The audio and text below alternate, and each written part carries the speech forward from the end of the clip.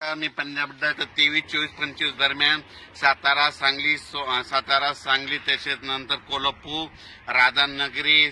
या भागामध्ये आणि 23-24-25 तारखेपर्यंत तिकडल्या भागामध्ये दोन तीन जिल्ह्यामध्ये पाऊस पडणार आहे म्हणून हा अंदाज लक्षात येतात। त्याच्यानंतर कर्नाटकमध्ये पाऊस पडणार आहे, तेलंगणाला पडणार आहे। त्याच्यामुळे काय होणार आहे, जे कर्नाटकच्या सीमालगतचे जे भाग आहेत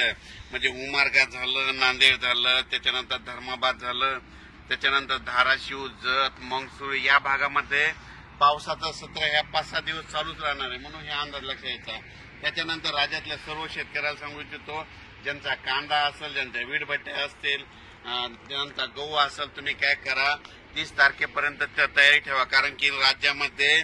1 मे पासून राज्यात वातावरण खराब होणार आहे म्हणून हा अंदाज लक्षात यायचा। सांगायचं झालं तर मधल्या याच्यामध्ये उत्तर महाराष्ट्रात देखील 1 मे 1-2-3च्या दरम्यान एक पावसाची शक्यता आहे म्हणून उत्तर महाराष्ट्रातल्या शेतकऱ्यांना अंदाज लक्षात यायचा की तुमच्याकडे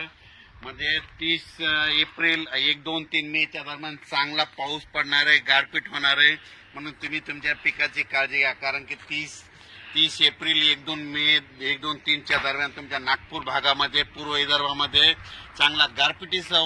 वादळीसह पाऊस पडणार आहे म्हणून तुम्ही हा अंदाज लक्षात घ्या। आणि योगायोगाने मी तुमच्या भागामध्ये ताडोबा जंगलाकडे जात आहे, म्हणजे ताडोबाला जात आहे, ताडोबा जंगल चंद्रपूर तिकडे एक प्रोग्राम आहे, तिकडे जात आहे आणि या ठिकाणी महाराष्ट्रातल्या सर्व शेतकऱ्याला अंदाज देत आहे। आज आहे 23 एप्रिल, आजपासून सर्व शेतकऱ्याला सांगू इच्छितो की सांगायचं झालं तर 23-24-25 त्याच्यानंतर पश्चिम महाराष्ट्रातल्या शेतकऱ्यांनी 1-2-3च्या दरम्यान पावसाची शक्यता असल्यामुळे त्यांनी हे देखील आताच पूर्वकल्पना म्हणून अंदाज लक्षात द्यायचा। पण नागपूरकडल्या सर्व शेतकऱ्याला सांगू इच्छितो, योगायोगानं मी तुमच्या